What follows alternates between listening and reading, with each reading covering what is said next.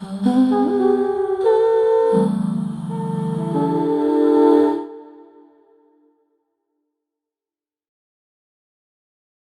と初日からやってますこの8ちゃんのキューブ配置というですね、この仮想4ちゃんスクエア、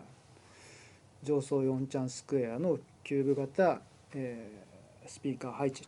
前ですね、僕こちらが前で、前の下のに LR2 つあり、上に LR2 つありで、後ろに、LR2 つあって、で後ろの上に LR が2つあると。ですからまあ立方体で均等に配置されている。えっと、よくある5.1 ちゃんだったりとか、まあ、そういうのは、まあ、映像がもともと主体のフォーマットだと思いますので、まあ、LCR とか前にサウンドステージがあるというあの前提でスピーカーレイアウトが組まれていますので、こう LCR、LR ですとか LCR とスピーカーがあって、こう LS、RS でサウンドの後ろにスピーカーがあるっていう、まあ、不均等なスピーカー配置なんですね。でこの8ちゃんキューブは、まあ、均等なスピーカー配置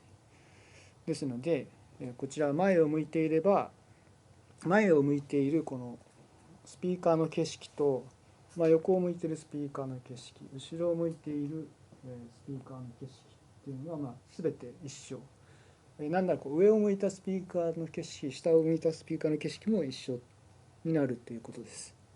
で、なぜこの配置が立体音響の基礎になるのか。まず単純にですね、自然な環境の中で人はその音をあらゆる方向から浴びているわけですね。でそれをですね一番シンプルにっていうのは数が少なく再現できるのがこのキューブ状に配置して、人を囲うっていうものが一番チャンネル数の少ないシンプルなスピーカー配置になります。でシンプルに配置させることによって、まあ、先ほど言いましたけどどちらを向いても同じ景色であるということは、その再生する例えばアンビソニックスなんかそのマイク、最近4チャンネルのそのテトラ型のマイクとかがありますけど、まあ、そういうもので撮ってくる、要は全方位を均等に撮ってくるわけですね。それをあのコンピューター処理コンピューターの中の計算で、え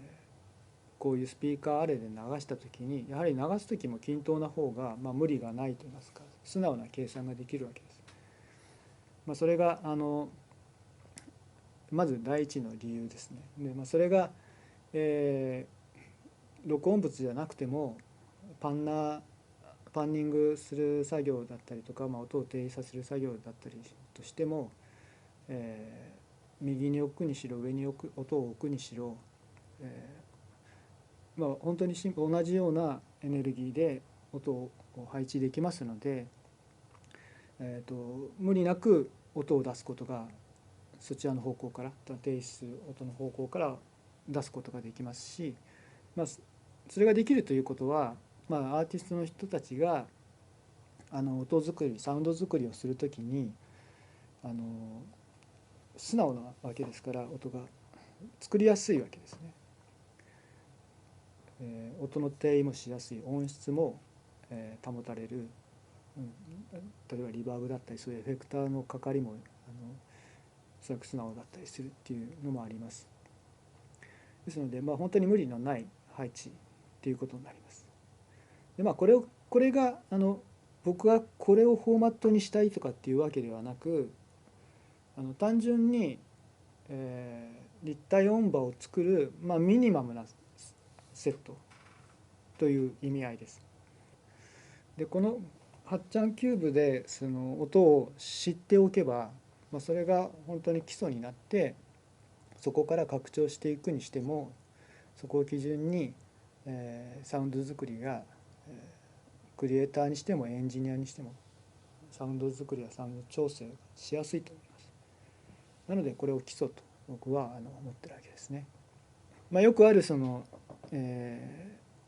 ラウンドのフォーマットですね、5.1 チャン、7.1 チャン、7.1.2 とか 7.1.4 とかっていういろいろフォーマットがありますけども、で、5.1 チャンになると、水平に耳の高さに一応スピーカーがあったりしますので、要は上下には音はないですよということです。で 5.1.4 これ何かというと5チャンっていうのがメインのスピーカーになって、LCR と LSRS っていう配置ですけど、それに対してハイトチャンネルっていうですね、高い位置にスピーカーを配置するっていうフォーマットができて、それが例えば 5.1.4 だったり 7.1.4 だったり、それ以上だったりするわけです。そうなると水平プラス上の音場ができるわけです。こういうイメージ的な半球体のイメージですね。で、これができることによって、今までのその水平だけの音場感が上へと音が広がってリッチになりますから、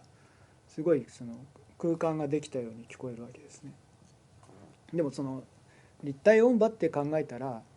先ほど僕が言ったように、普段人は全方位か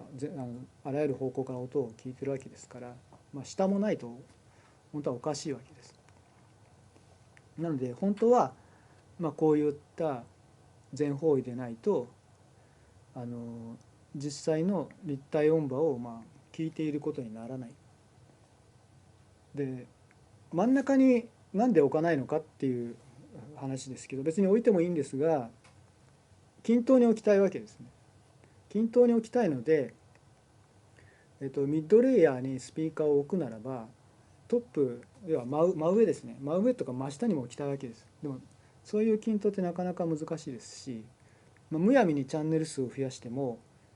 単にそのシステムを組みづらくなる。それはコスト面ですね。でこの8チャンネルで、エンターテインメントで言えば結構な音が出せる、臨場感没入感のある音が作れます。なのでミニマムはこれでいいと。水平に別にスピーカーってこれで12チャンネルとかにする必要性があまりないっていうのが事実です。で例えばこういうスピーカーでのところに、真正面とか真後ろとか真横に置いてしまうととってもシビアなスイートスポットができてしまいます。真正面であればちょっとずれただけでずれたなって分かるじゃないですか。もうその真正面と真後ろでリスニングポイントをサンドするって言ったらもう全く動けない状態になります。でそれは聴覚研究のシステムとかだともう正面も含めてきちっと置いてっていうことをやったりするんですけど、今回は音楽制作を